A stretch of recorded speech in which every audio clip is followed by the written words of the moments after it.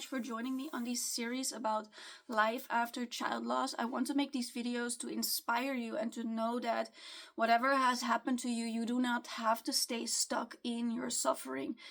Actually, you are able to transform your pain into your biggest power. And for me, that meant honoring my daughter through becoming the best version of myself, which I am right now. I feel healed. I feel like I'm living from my heart. I am doing what I love. I am abundant. I am happy. I am healthy. And it is all because of my daughter, because she pushed me to face those fears that before I was too afraid to do, and to release negative patterns, negative thoughts. I went so deep, and this is the journey that I want to explain through these videos. So after we went to the hospital and they tried to bring Cynthia back, but it was too late, we were allowed to hold her. And after a while, Jorge went home to pick out a beautiful dress for Cynthia to wear, and I was able to give her a bath. And soon Jorge came back and we dressed her in a beautiful white dress with flowers and leaves on it. And I brushed her hair and I made a little braid over here like I always used to do. And then we went in the car to the funeral home. And I've never been to the funeral home in Aruba before because I was raised in the Netherlands. Now, this funeral home was called Aurora. Mind you that my daughter's name is Cynthia Aurora Isabella, and the name Aurora came to me in a dream. And I always wonder, like, if there was a link with her passing so early and me receiving that name from the universe. But I will never fully know, but it's okay. But I do see the link there. And when we saw her laying there, we just felt like this was such an off place for a child. There was like that velvety red curtains everywhere and big Roman pillars, and that felt like it wasn't a place for a child. So we went home. And then Jorge, Cynthia's father, spoke to his uncle, and his uncle told us to go and pray for Cynthia, to release her, to make sure that she goes to the light. So the two of us, we went into her bedroom and we sat on the floor and we prayed to Cynthia, telling her that she needs to follow the light, that we release her, that we don't expect anything from her. And we kept telling her how much we love her, how much we love her, how much we are so grateful for having had her in our lives, but that we set her free and that she needs to go to the light, and that she needs to go and do whatever is best for her soul, whatever new adventure, whatever it is, we release her and to do what is best for her, and that she doesn't have to be like a guardian angel or watching over her other siblings and us, or no, just do what feels right, follow the light, and be with unconditional love. And we send her off with so much love and gratitude. That night was very, very hard.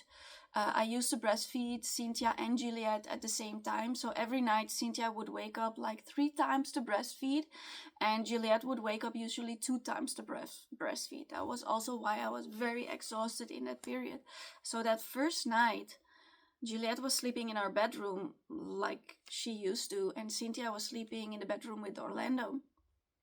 And then Juliet started crying, and I woke up from my sleep and I thought that it was Cynthia. And I started walking to the door of our bedroom to go to Cynthia's bedroom. And I remember this is still a tough memory. I remember Jorge telling me, Sam, no. It's Juliet. Yeah, that was whew. Yeah, that was very difficult. And then the next day we went back to the funeral home to go and see Cynthia. And when we saw her, like, we both agreed that her soul was no longer in there, and this was just the body created from the earth, from the food and the water and everything that she drank. But that essence that used to be in there, that gave her that spark, it was gone. We knew that.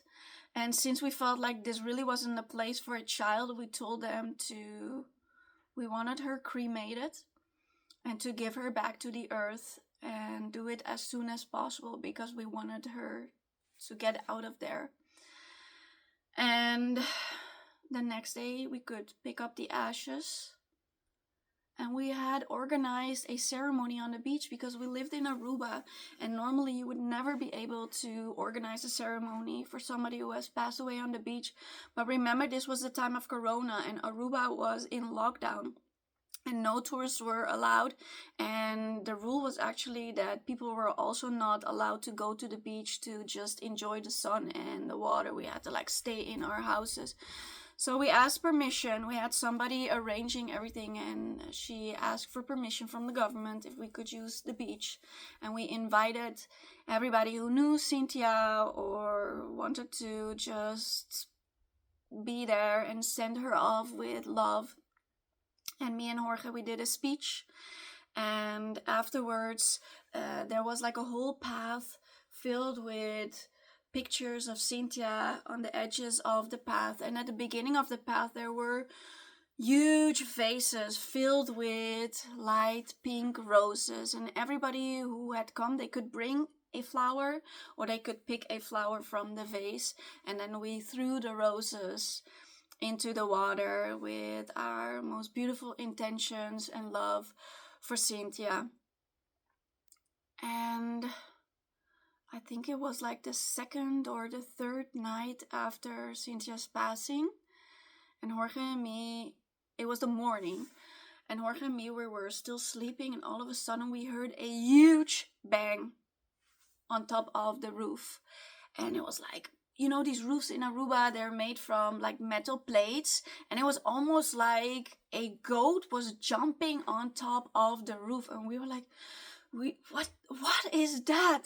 We right away went outside to go and check it out, and it turned out that a white heron had crashed on top of our roof, but not just on top of our roof, but on top of the roof of our bedroom, right on top of our bed.